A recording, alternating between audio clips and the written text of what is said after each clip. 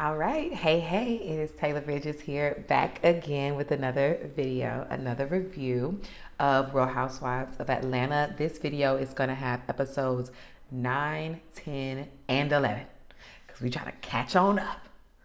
I've been out, as I mentioned in my last video for Bell Collective. I have been moving and it has been very stressful, very time consuming. And so I haven't been on YouTube at all, really.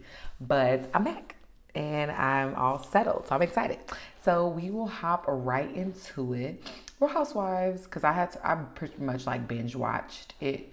It gave and then kind of didn't all at the same time. So we gon' see what it's hidden for here. Episode Real Housewives of Atlanta season 15, episode 9, titled Better Late Than Ugly. The episode starts with these montages of Drew and Candy at home with their families. Sheree is having some sort of procedure for her fibroids. Marlo is in her massive closet, glam room, whatever, with her homegirl. Just going, like, talking about Scott Lee. He's not exactly, pardon me, what I think Marlo would like, but at least she's trying, you know? We get on her about not bringing a guy on the show, never having a man. But when she finally does, we criticize, you know? And it's like, we know it's not, most likely not gonna lead to anything significant, but let's just see where it goes for now, because he is showing up on camera. We can't say the same about all the other beaux of these ladies, because Kenya would definitely know about that one, about how these men do not show up for you. It's Kenya's own husband. Kenya's husband didn't show up. Sonya is prepping for her charity event, and Kenya is doing some promo for her Kenya Moore hair care, essentially having her round 2 at the drumline presentation. I still think that Kenya got stage fright right before going on. It just always seems to be something going on with Kenya whenever she has to deliver, whether it be hosting, performing, just anything. I just feel like she just doesn't do well with pressure. That's my opinion. Kenya's beau, Roy, pops up at the photo shoot thing she's doing with some food. It's cute that she does have a guy friend on the show. I'm just hoping that it's something real between them two, because Kenya deserves it. Like, I really want her to have a real relationship again. Someone she can really lean on. I don't really see any chemistry between her and Roy, but that could just be because they're being conservative for the camera. So I'm not judging it too far.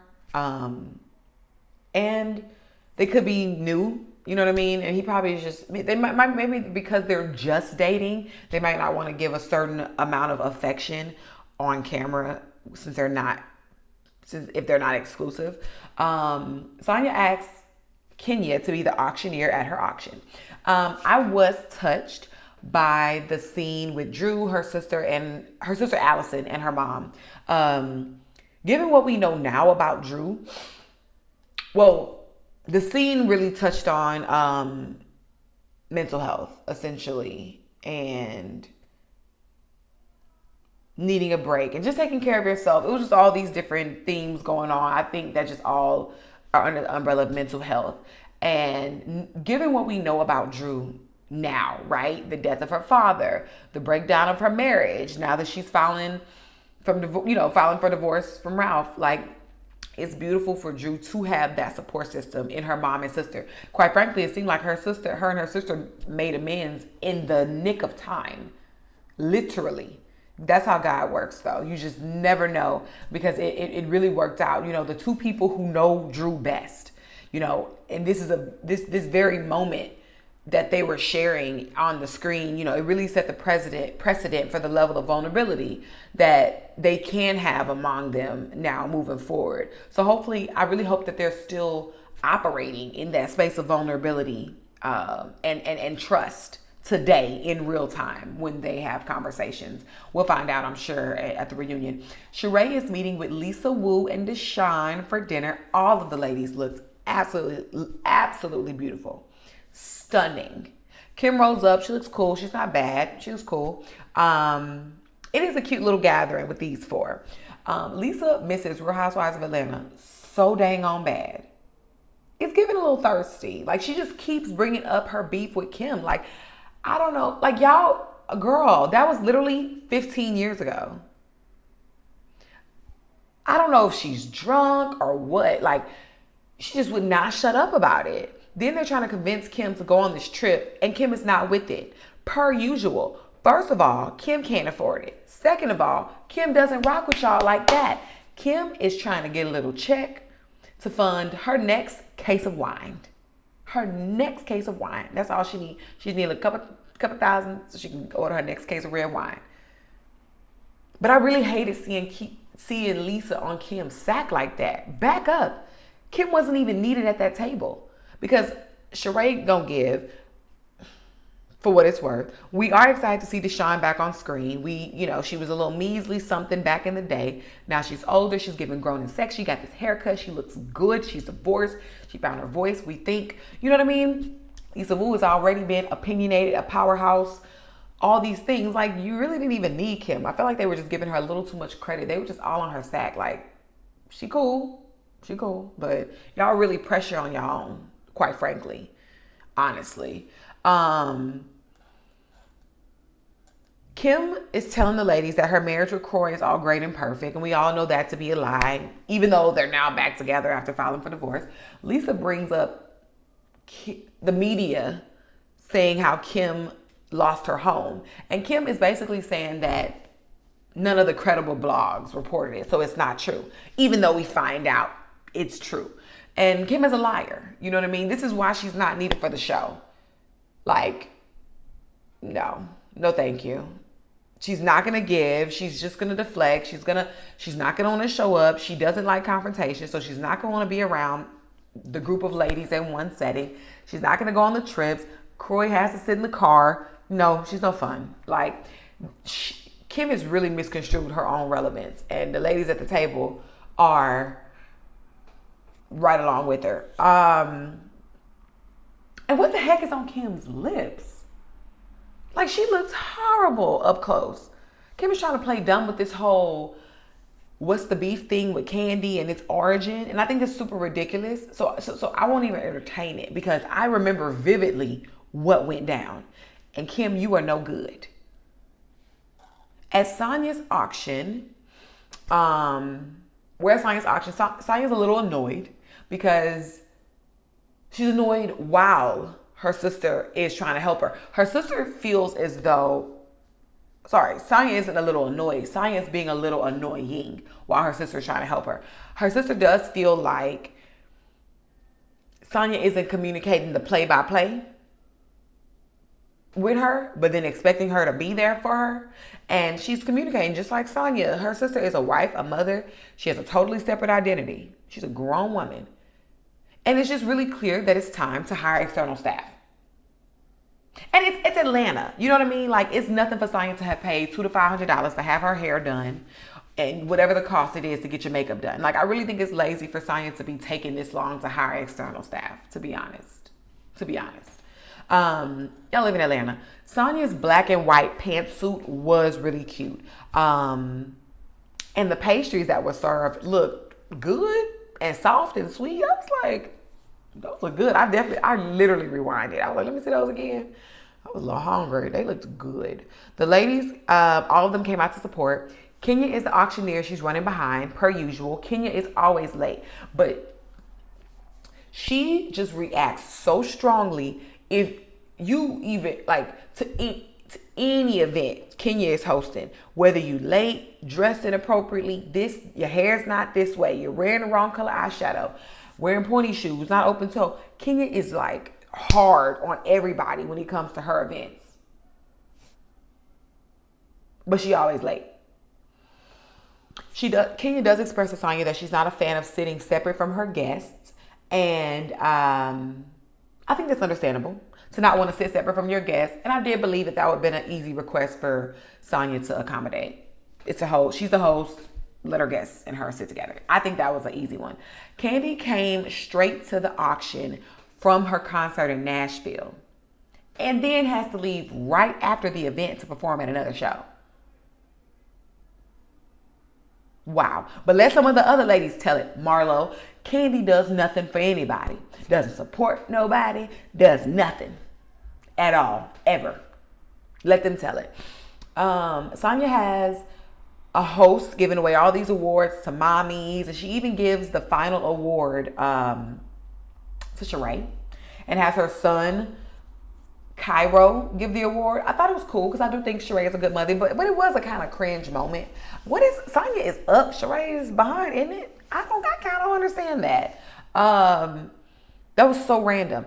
I'm still not into Sheree and Sonya's friendship technically. I just have to see how they finish out the season and then how it goes down at the reunion. I'm just not buying it yet. I don't see their natural chemistry from what I see as friends. Kenya walks in very late, but also is ready to work. She said, how much y'all raising? Tell me the number. The lady said 50. Kenya said, there's 50 at this table. And I agree. All that Gucci, Louis, Prada in the room. I was not a fan of Kenya's look. I think it looked not good. I don't think it was flattering. She should have wore something else. Kenya makes the first bid herself at $5,000. Kandi matches. And then Sonya keeps reading out all these $5,000 bids that can afford these mothers in need, all kinds of things. Rent for half a year. This, that, and the third. And then that's when all the bids start pouring in. And it really was awesome to see. They ended up raising, instead of the $50,000, $78,000. And I think that was really amazing. And I really loved how the ladies supported. And I thought that was a really cool way to end the episode. Quite frankly, that's what I thought. And now we move on to episode 10, Real Housewives of Atlanta, season 15, episode 10, Healing by Sheree. Okay, I am not a fan of Sheree trying to be the peacemaker, good God role, because it's just not who she really is. She's just not. Sheree is literally probably the least genuine cast member on the show. It's why we love to hate her. But she's certainly no peacemaker. But she insists on hosting this healing trip that she's planning for all the ladies. Ralph is hosting a brunch at the house, at him and Drew's house, for Drew and the other housewives. Well, cast members, because they are not housewives. Apparently the ladies' men are cooking and serving the ladies. Kandi and Todd are the first to arrive. I liked Candy's hair. She had like the back with the ponytail. I have noticed that this season she's been experimenting a lot with her hair. She's been trying a lot of different styles and just a lot of emphasis on different styles as opposed to wearing like a wig the majority of the season. And I'm not mad at it. The rest of the ladies arrive. Everyone is in great spirits initially. Heck, if I'm not mistaken, everyone pretty much leaves in good spirits as well. Sheree wants to talk crap about Roy not being there for Kenya, but where's Martell? Like, this is the delusion that I'm talking about with Sheree. Like, she's ridiculous. Scott Lee actually pulls up with Marlo to the brunch. I'm like, okay, Scotty. Like I said last episode, I'm not expecting them to become anything serious, but it is nice for Marlo to have somebody show up for her on the show. And at least he does seem to be into her, so I'll give it that. I'm not mad at it.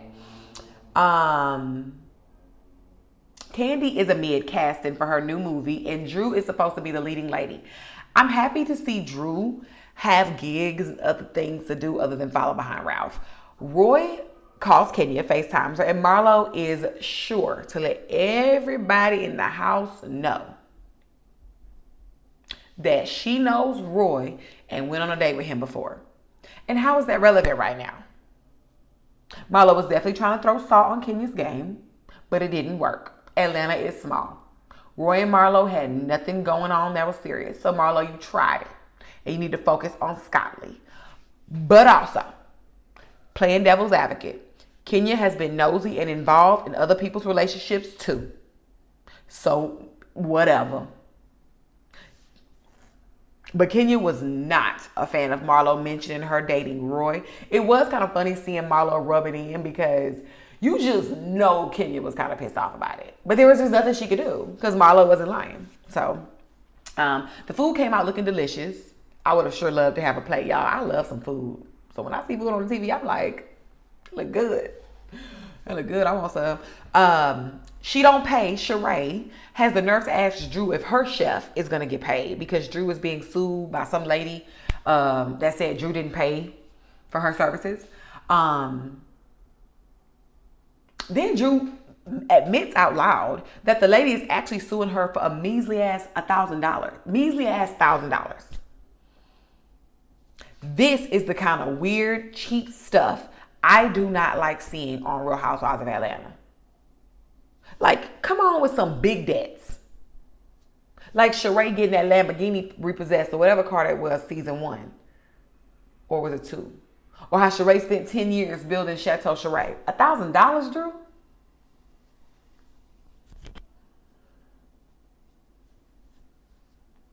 Sheree is hosting the ladies.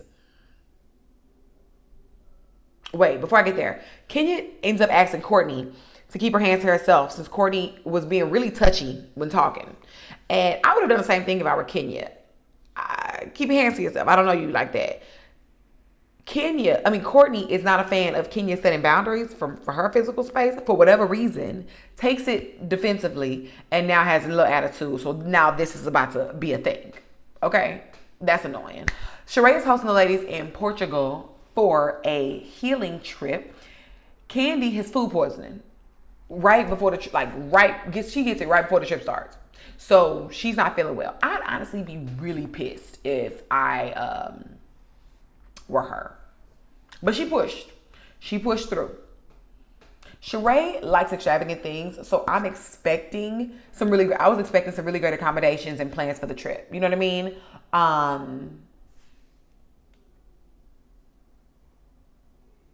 But healing, Sheree knows nothing about. And it's really funny watching Sheree constantly talk about how these women need healing. They need help. They need Jesus. All these things every chance she gets. And completely excludes herself from that group. Sheree is really crazy. Because Sheree the only one on this show, from what I remember, that has driven to another state for an inmate that stood you up. Or whatever he was. The hotel that Sheree picks for the ladies was absolutely beautiful. Kenya should take notes. And you my girl, Kenya. But you haven't been bringing it this year. You haven't been a good host. You haven't brought a real storyline. You know what I mean? Like, you really are an easy read this season. The ladies are grabbing a bite to eat.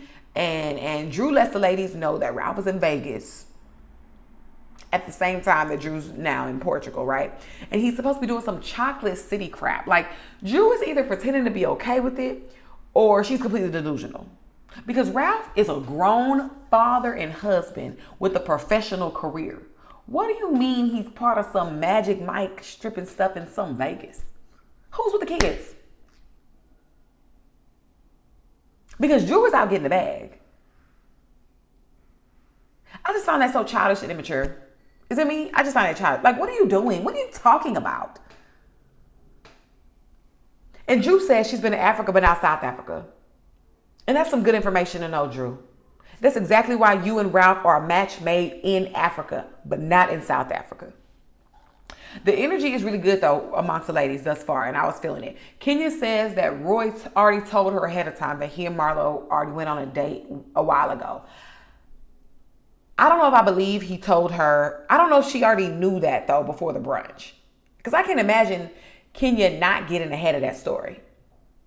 And at least telling somebody on the cast, on camera, that Roy and Marlo went on a date. To avoid exactly what Marlo did, which is drop the bomb. You know what I mean? Like, I can't see Kenya knowing that information already and letting Marlo spray her with her own tea. Marlo, of all people. I can't imagine it. The ladies are all at dinner in Portugal, and the waiter's having the hardest time understanding what tequila shots are. Like, sir, do better.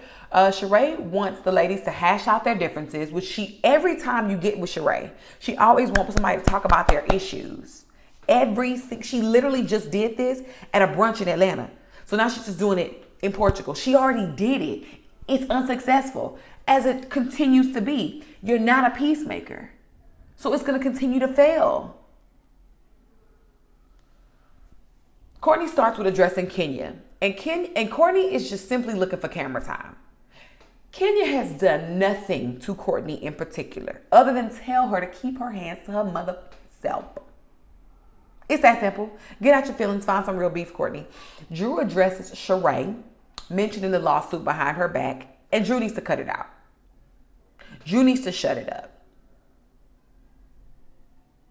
Drew, you're on a reality show. You're going to be talked about. And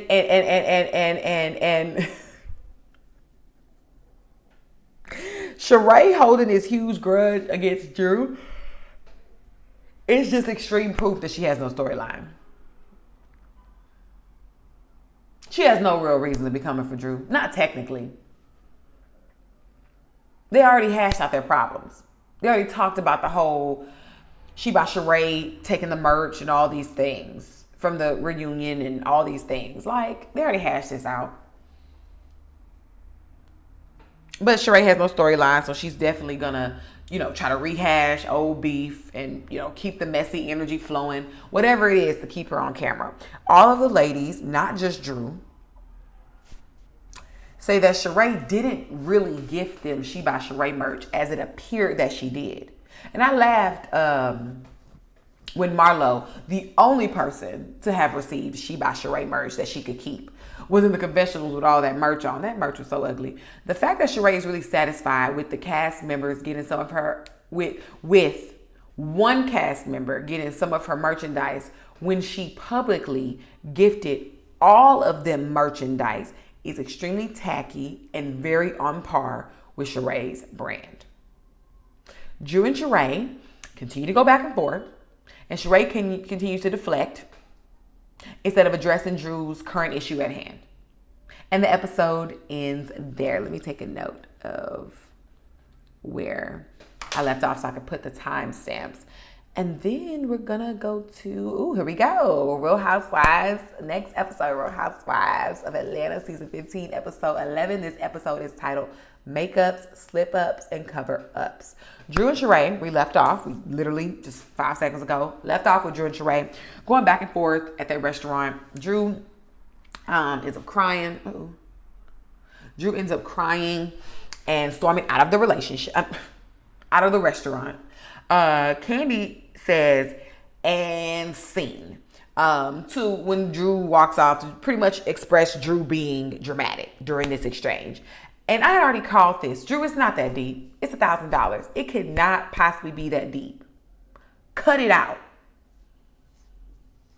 Much worse has occurred on this show.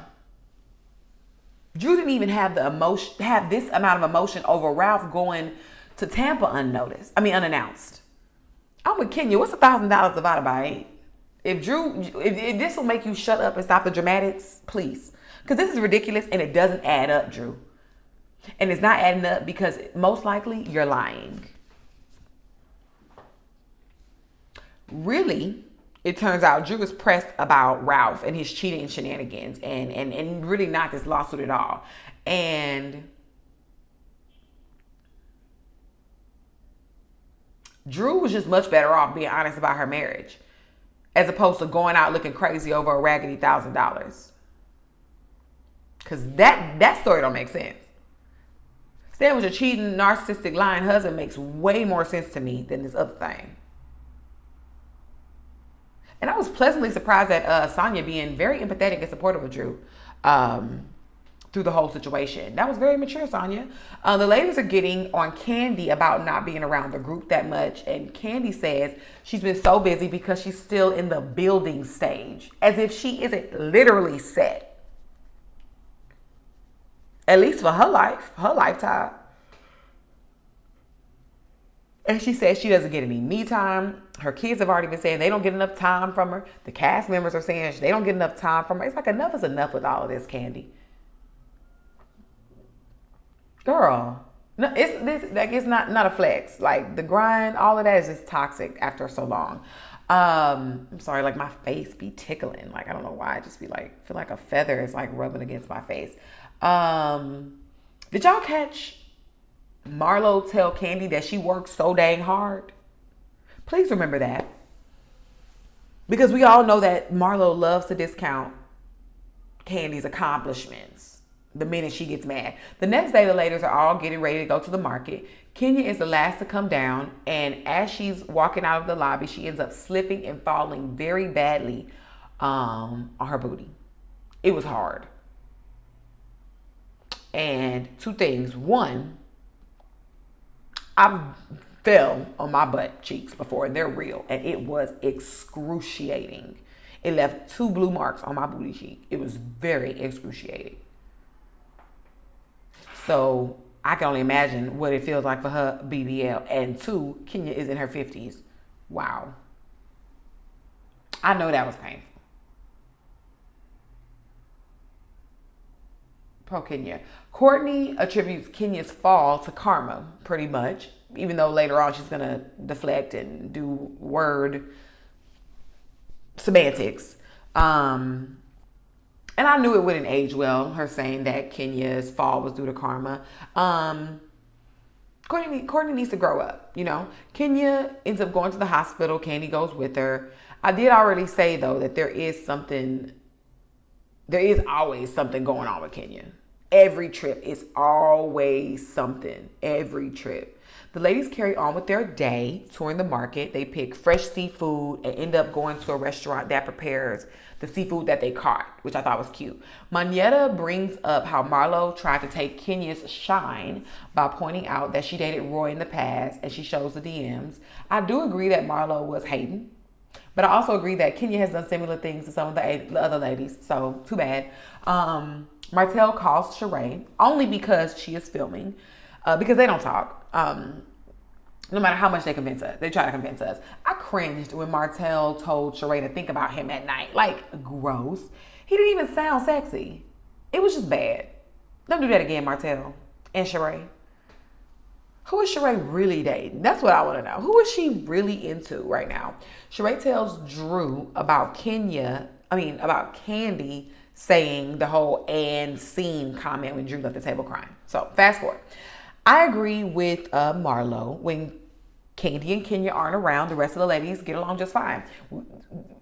It's been said this season, and they're correct. After so many episodes, they're telling the truth from what I've seen. And I'm sure it's not as simple as like, they're not here, so we now get along. I'm sure their dynamic plays a negative and just a positive part in the flow. And it just so happens that take them out the flow, you have a much easier group to deal with for whatever reason.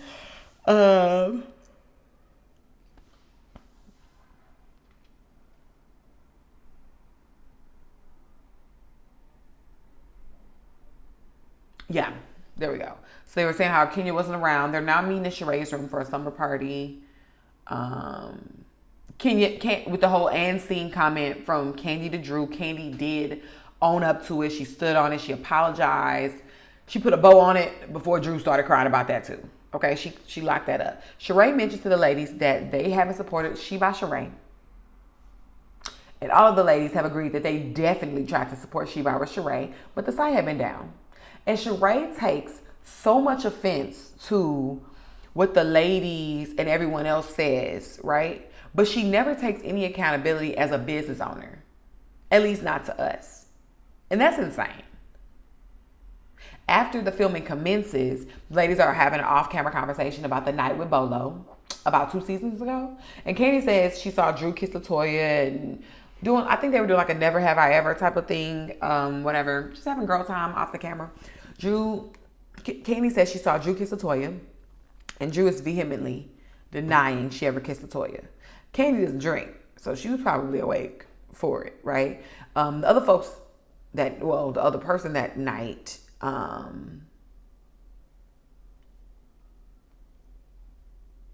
other people that night were under the influence. So, plus Drew is a habitual liar, so I'm thinking Candy wins this round. Also, Drew has lipstick in her teeth in her confessional with the little black and white ensemble with the, like, I don't know, it's like a mohawk kind of style, but she's like red in her teeth. But anyways, that marks those episodes. And I really, really thank you for tuning in. And I'll see you in my other reviews. Bye.